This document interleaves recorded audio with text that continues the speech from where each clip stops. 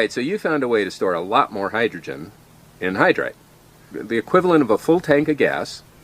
You want to fill up your car. How much hydride do you need? Well, I'll show you.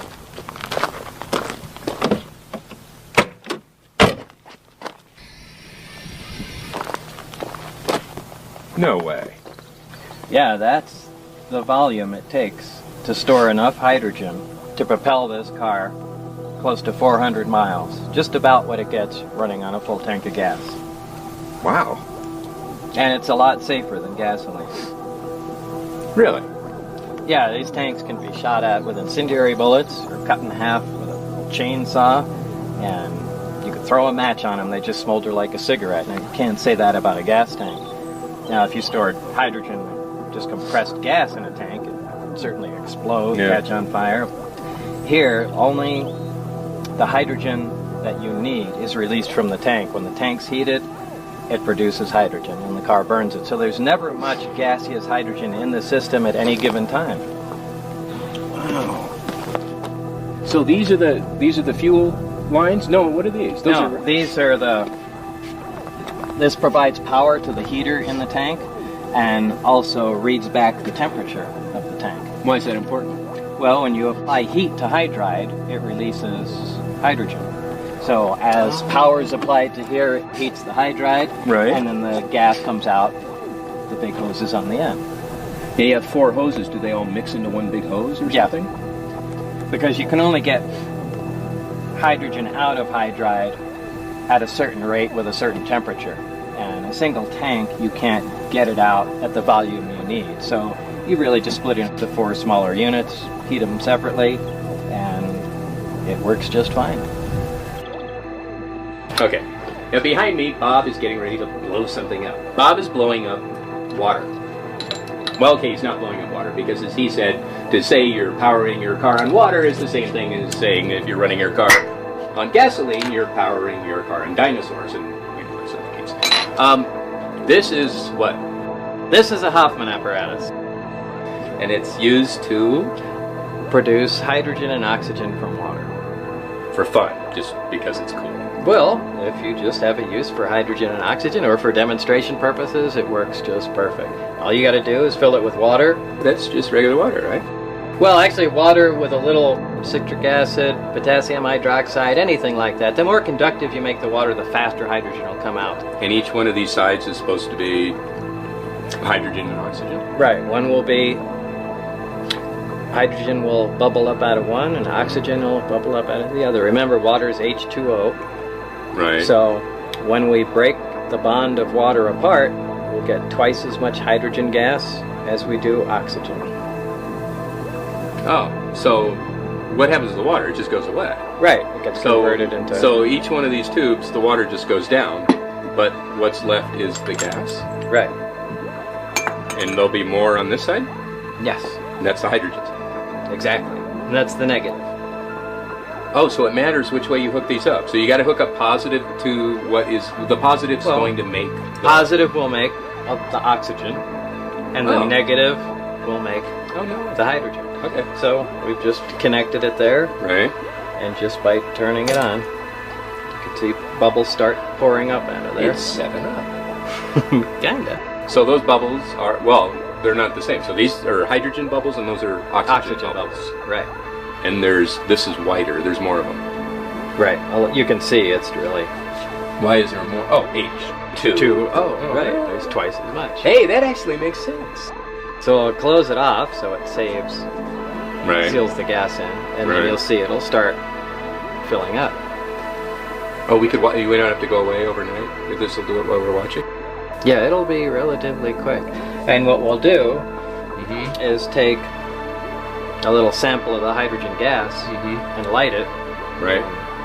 You can see. What are these? You just have electrical current going to a piece of foil? Well, it's a piece of platinum foil, and the reason you need platinum in there is because it's very corrosive to a metal for electrolysis to occur. I mean, it's really ripping the atoms of the metal apart, but platinum is highly resistant to corrosion. Now, this is a slow method. Right. And it consumes a fair amount of electricity. Now, if the electricity is being produced from solar panels or a wind generator, it doesn't cost you anything, so who cares? But still, you don't want to wait, hours and hours and hours and hours to refill a vehicle. You want something that can produce hydrogen at a fairly quick rate. So let's go ahead and extract some of this. Okay.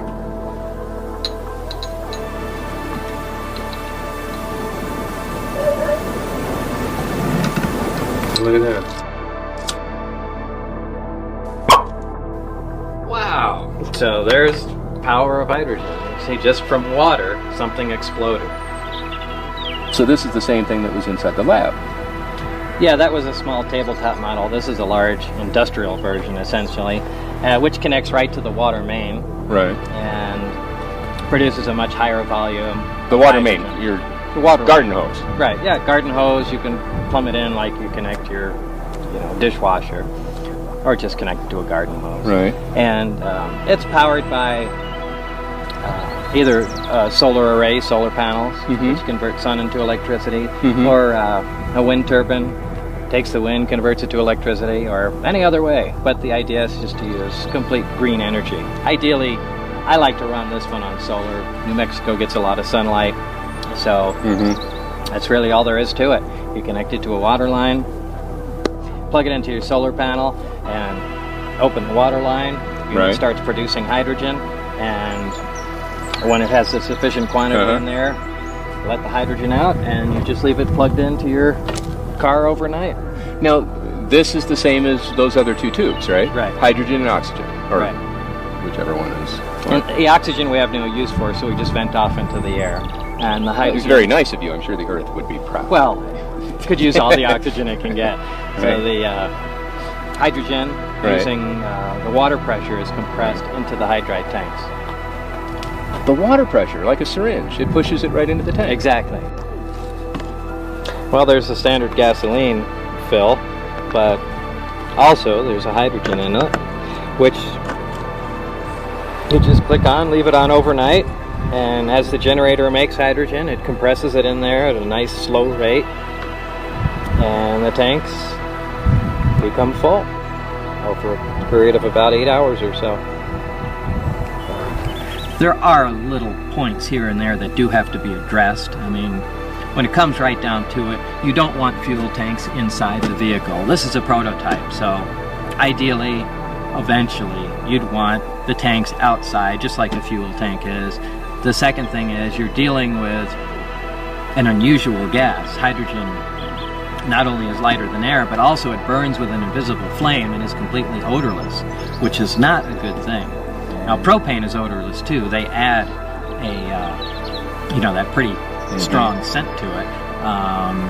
And you can't really do that with hydrogen, because if you add any kind of chemical to it, the hydride has a problem storing it. It can poison the hydride and lose its ability to hold hydrogen. So that's something that needs to be addressed. If you have a hydrogen leak and somehow the gas is getting in the car, you'd never know.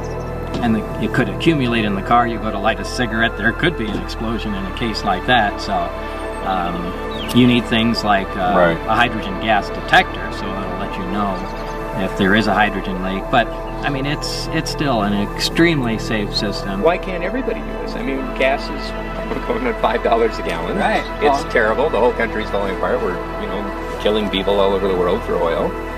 And this, you're driving a car on this, and you can do it. And you can convert any other car. Yeah, unless I'm sure there are cars that have some technical problems. But yeah, essentially, any car can be converted. The whole problem to it is the material in the hydride. The hydride itself, one of the main components of it, is classified as a weapon material. And it can only be used in thermonuclear weapons. And because, even though it's not a dangerous material, explosive, or anything by itself, just because it's used within those nuclear weapons that are obviously secret, and the components thereof, but because it's used in those, it can't be used for any other civilian purposes. So, you can't even purchase the material, which is why we had to make it. You made it? Yeah, we made it. But isn't that, don't you need big particle accelerators and things? So that was the one loophole. You can make the material, you can't buy it. So Where's the particle? You have a particle accelerator? yeah, so all you have to do is build a particle accelerator and you can make all the hydride you need.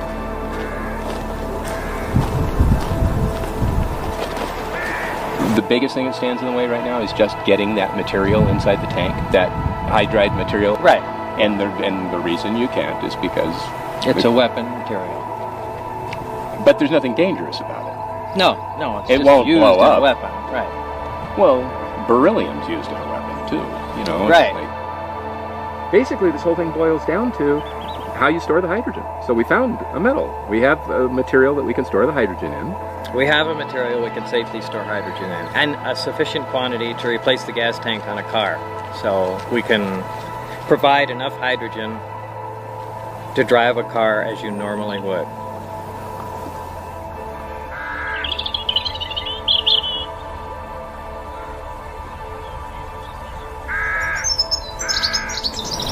Use green energy to make the hydrogen, either solar or wind power. There's a medium to store it in. That's it. Both problems are handled. All the other little bells and whistles can be taken care of in time, but the basic system works. It has for a long time. Wow. That's it. Yeah. If we had just a fraction of what the oil companies are wallowing we in had right now. the budget of one day in Iraq, this entire system would be available to everybody.